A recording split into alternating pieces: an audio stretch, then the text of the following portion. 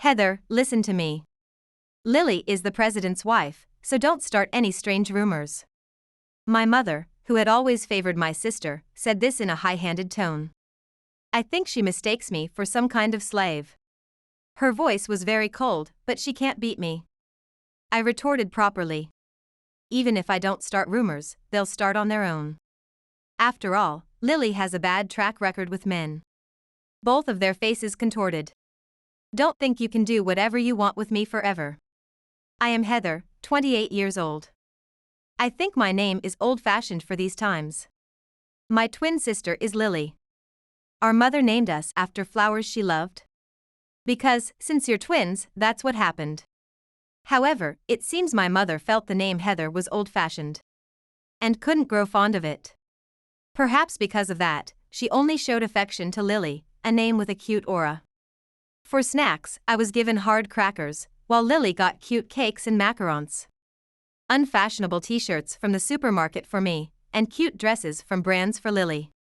That's how we were differentiated. You are really plain, just like your name. It's annoying, my mother would say. It's absurd, considering she picked the name herself.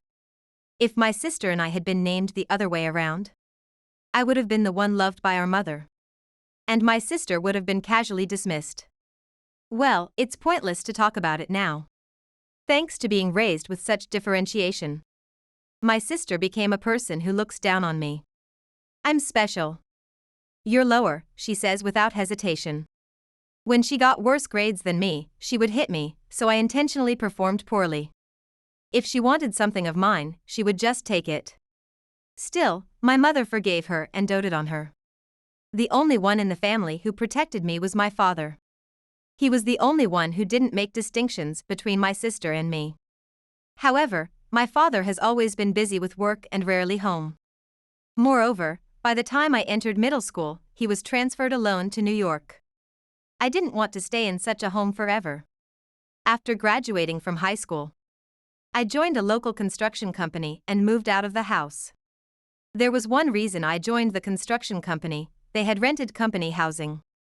When I got the job offer, I was thrilled to be able to move out. Honestly, working on site among men was tough, but I was very satisfied. Freed from a life where I was constantly compared and differentiated against my sister, I was happy. I could eat what I wanted, and I enjoyed makeup that I had refrained from at home. As I worked energetically and happily, I even got a boyfriend. He is John, the heir to the construction company where I work. He confessed to me, and even proposed redate with marriage in mind. It seemed like an unreal reality. Nothing but good things have happened since I left home. People at the company became aware of our relationship and started calling John young president and me young madam.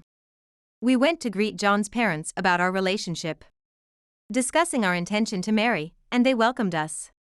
We started living together, and we read bridal magazines together. We talked about life planning with the future in mind. Although we haven't registered our marriage yet, I've started my life as his wife. We even went to greet my family.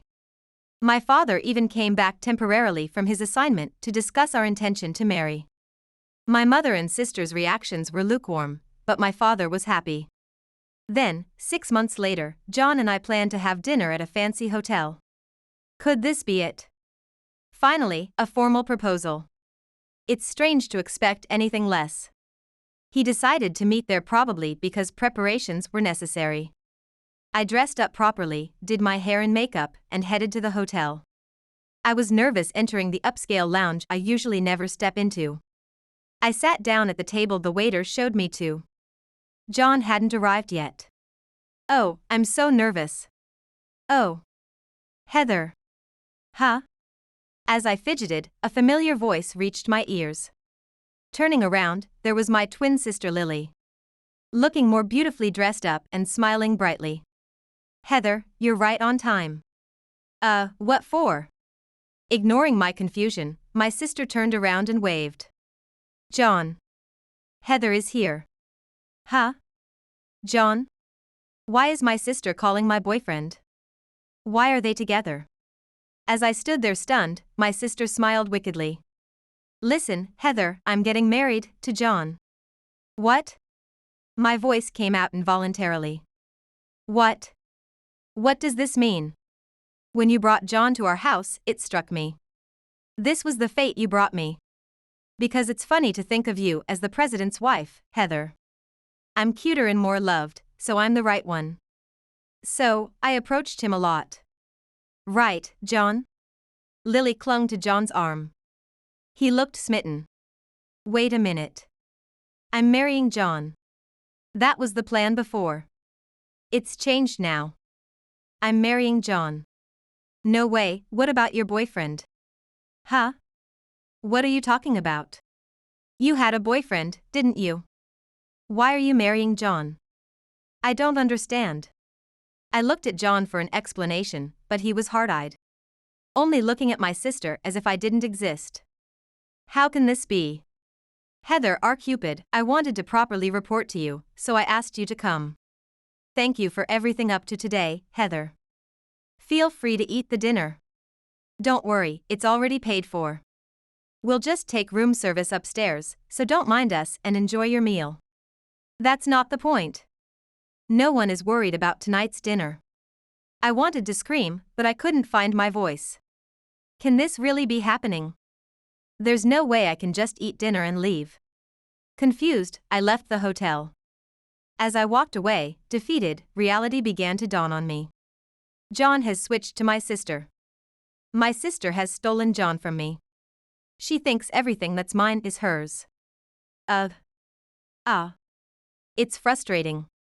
It's sad. It's painful. I thought I had finally found happiness after leaving home, but not like this.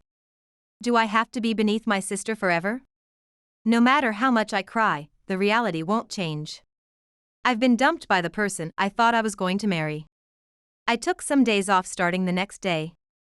It was sudden, so I troubled my coworkers, but I couldn't bear to see John at work. While I was off, it seems John's marriage to my sister was announced at the company. The office was in an uproar that it wasn't me but my sister. Concerned colleagues contacted me, but I had no energy to respond. Everyone knew I had been dumped. I didn't want to stay here anymore. I wanted to go somewhere where I didn't know anyone. I decided to quit my job and move far away, never to return to this land. And I truly didn't. I didn't go back for Thanksgiving or Christmas. I didn't attend my sister and John's wedding either. I planned to cut ties with my hometown for good, but then something unavoidable happened. 2 years after I fled my hometown, I received shocking news that my father had suddenly passed away.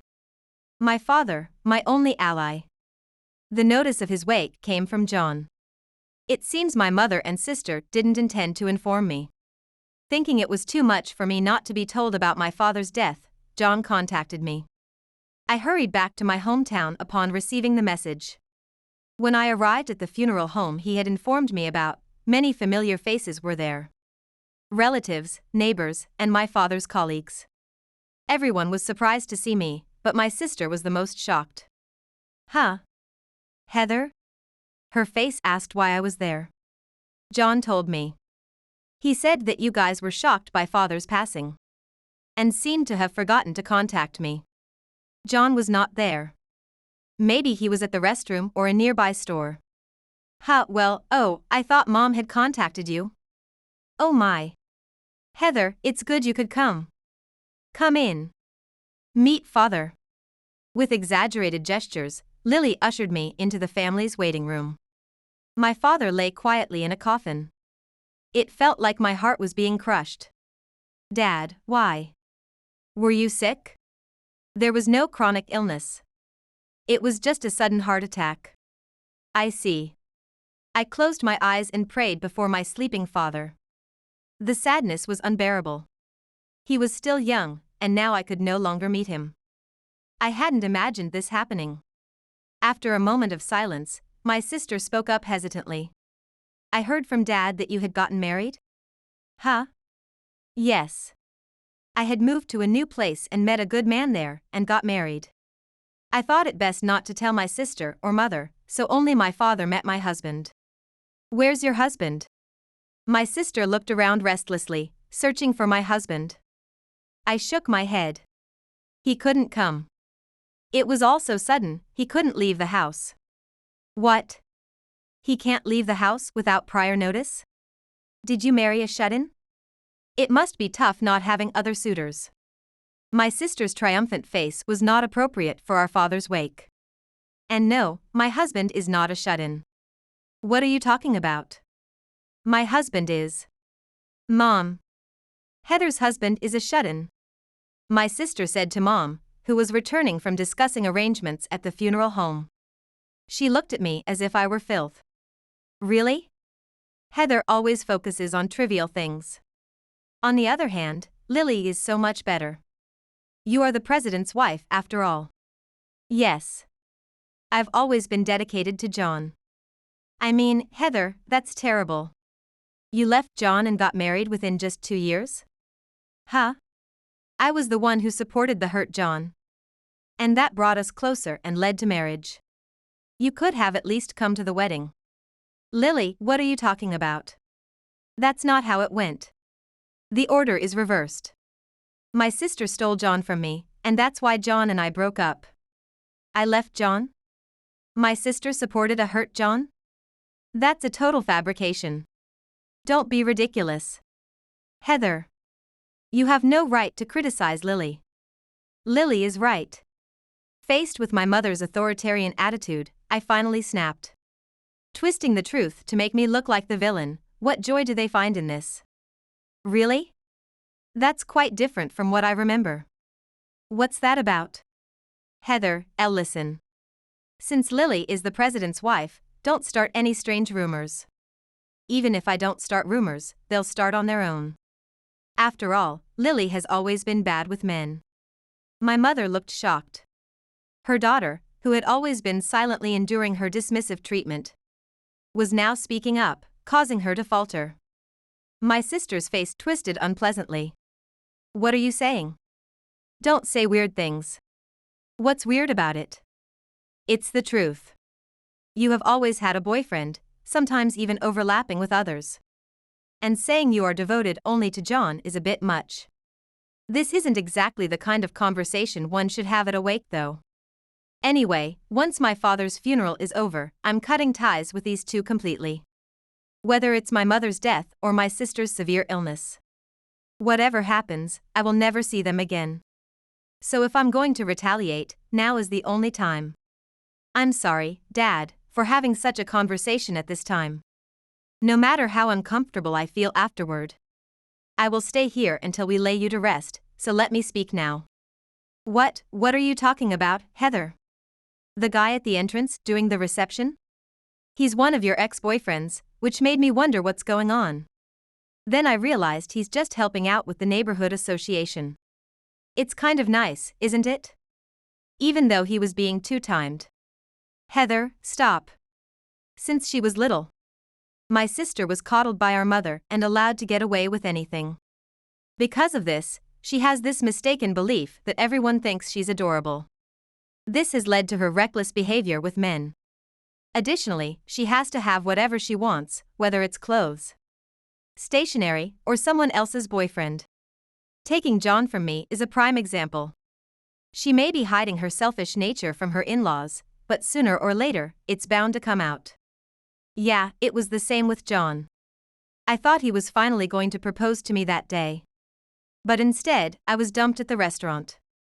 Then you and John showed up and said, "We're getting married," and disappeared into a hotel room. "Thanks for everything, Heather," you said. And then you nonchalantly sent a wedding invitation. What was the intention behind that? Heather. The relatives murmured among themselves. Hearing the commotion, my mother shouted furiously. Heather. Stop lying already. My mother was desperate to silence me. She wanted to make it seem like my sister could do no wrong. And that everything was my fabrication. But I wouldn't keep silent. I haven't lied about a single thing. Besides, why didn't you two tell me about Dad's death? I may have a terrible relationship with you, but I was close to Dad. That's why John found it suspicious too. He said it was too cruel to shut me out from saying my last goodbye. Lily, that's when your true colors show, huh? And Mom, the inhumanity of you. always distinguishing between your daughters based on favoritism. How did you manage to deceive everyone for 2 years? Really impressive. Having said what I wanted to, I felt relieved. I stepped outside the family room. I wonder what my sister and mother will do after I'm gone. They'll probably try hard to keep up appearances in front of the relatives, layering more lies. Yet, even if they manage to get through this smoothly, the distrust will remain. I wonder how those two will face living under the scrutiny of all these relatives. I might receive curious looks too, but I'll endure it until Dad's funeral is completed. I confidently sat down in a chair in the lobby when John approached from somewhere. I wondered how he had the nerve to stand in front of me. However, I remembered that he was the one who informed me of my father's passing. A favor I couldn't ignore. While he hesitated to say something, I spoke to him. "What do you want?" My voice was unavoidably sharp. John awkwardly responded. "I overheard you talking with Lily and your mother earlier. And? I'm sorry. I cheated with Lily and broke up with you. I made you out to be the bad one because they told me to. At first, I didn't question it. I know it's the worst. I've been feeling guilty about it. So, what if we try again, without Lily knowing?" "What? Are you kidding me?" I was able to listen quietly up to a point, half thinking it was too late for explanations. But what did he just say? Try again. Must be joking. I've realized it too. Lily is selfish and fickle. She seems to be tempting our employees too. It's depressing. Besides, isn't your husband a shut-in? It would be perfect. No one would find out. You can't be serious. Are you that messed up? It was a huge relief that I hadn't married him. So scary. You should just stay with my sister. You two are a perfect match. An unbeatable couple. Wah. Not wah. Don't come any closer to me. Besides, about my husband, he's not a shut-in. He runs an IT company he started. Really? Yes, most of his employees work remotely too. Right now, he's probably delegating work before coming here. He's into futsal and recently started managing a campground, so he's quite active. He's very reliable, unlike you. I quickly stood up and moved to another spot far from John. This couple is the worst.